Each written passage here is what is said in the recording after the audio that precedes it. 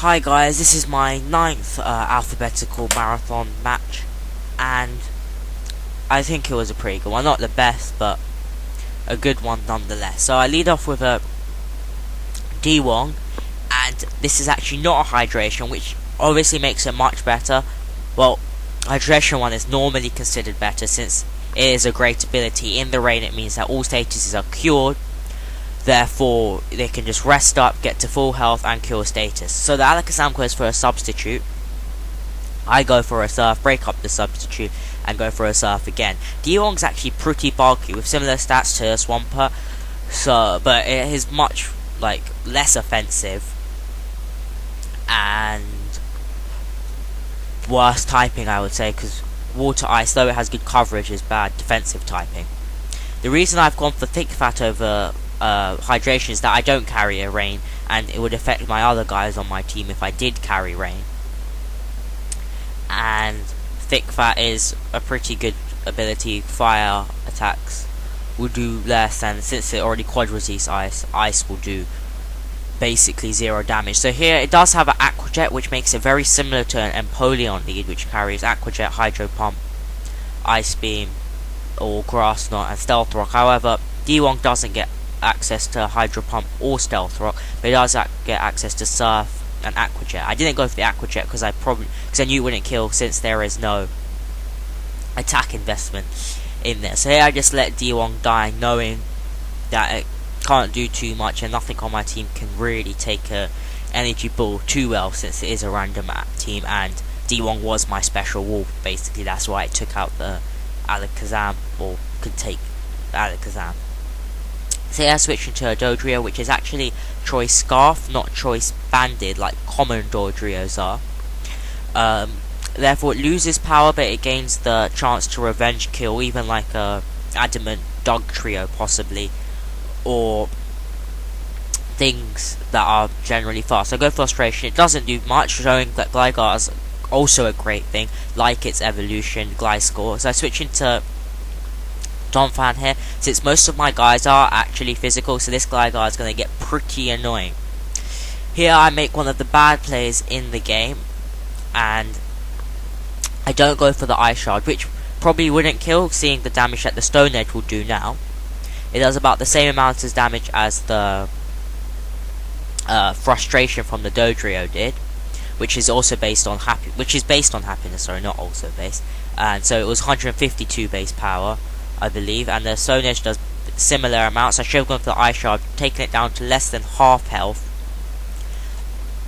and so it would have been easier to take out later in the game, as you will see. So here I'm just going to go for a Transform, knowing I can just then set up Stealth Rock, Toxic some things, because Gligar is pretty bulky, and it's Ditto's defense isn't too bad, but in the new generation it's much better, since it can just transform and it copies all the stat changes, copies the ability of the transformed Pokemon, and it's just basically an exact copy of them with the stat changes.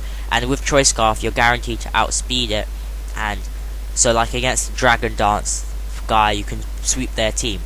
So here he goes for a Rain Dance, I go for the Energy Ball. It does over half, and I won the speed tie since it copies the speed. Basically, it doesn't copy the ability in this generation, therefore I'm not faster this time, since he has a Swift Swim. And I know, since I only took half damage from it, no, he only took half damage from the Energy Ball, I will only take half damage from the Energy Ball. Unfortunately, that HP is going down, and he gets a crit. It's a bit annoying. Oh, and my setup for the webcam wasn't too bad this time. It got the whole screen. I should really try and do this more often like this. Anyway, I switched into Dodrio, thinking, because it is Choice Scarf, but it's Adamant Choice Scarf, not Jolly Choice Scarf. So unfortunately, I should have made it Jolly. So I was going for the Brave Bird here, and I hoped it would take it out. Unfortunately, it doesn't.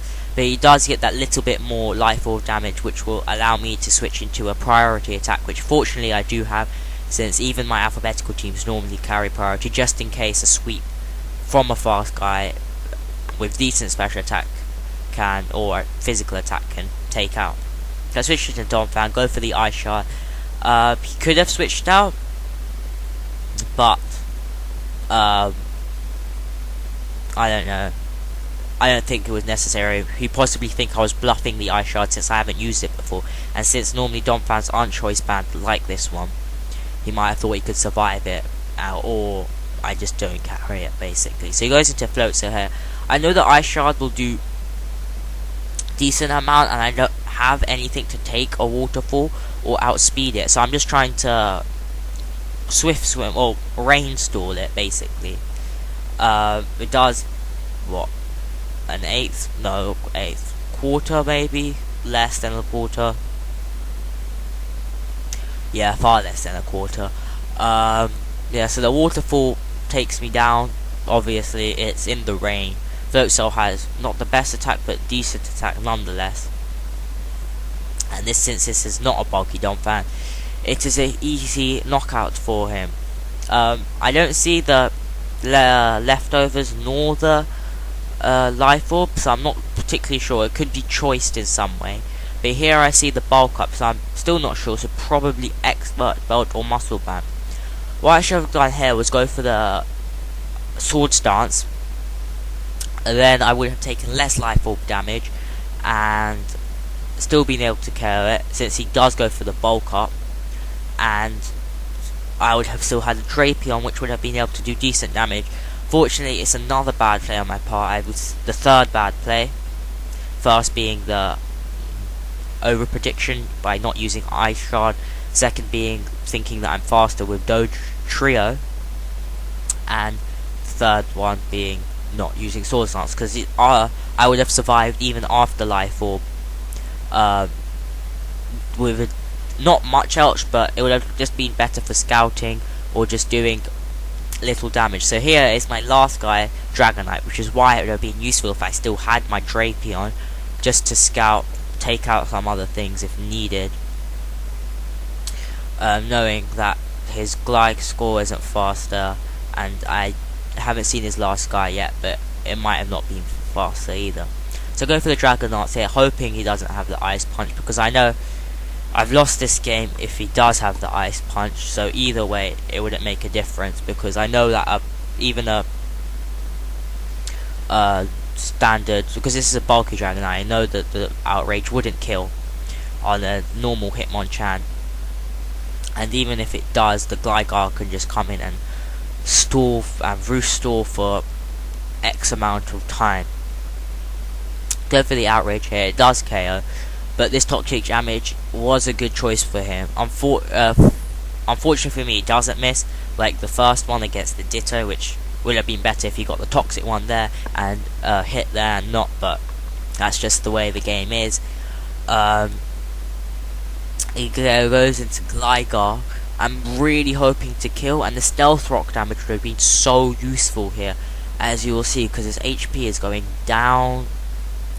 It goes into yellow, goes into red, and he lives on like non-existent HP. Well, non-existent, you can still see it's probably about 30 or something, but it's so annoying. Stealth Rock would have been so useful, showing how it's such an important aspect in the game. All the Ice Shard over prediction that I made at the beginning was thing. That's what I tend to do sometimes, is just over predict well, not accidentally, because the way I sometimes play, it depends how I'm feeling, but how I sometimes play is that I over predict at the beginning, because most people don't over predict at the beginning, and so I can catch the person off guard, and then not over predict towards the end and catch the person off guard there where they expect you to know the team and over predict. Fortunately, it didn't work this battle, so maybe the way normal people play is the correct way and it's just more efficient,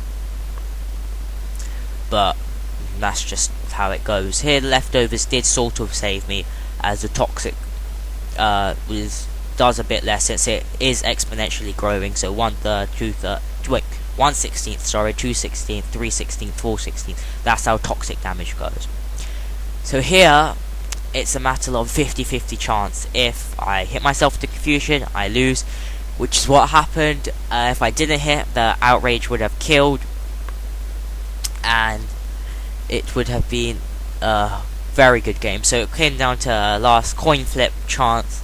Basically, I do survive on 1 HP, but that's sort of pointless with a toxic, showing how the toxic would have mattered, because then I would have had an extra chance to take this guy out before, because toxic damage from previous times would have given me much more HP. But sorry, microphone got cut off. Just wanted to say, see you in the future.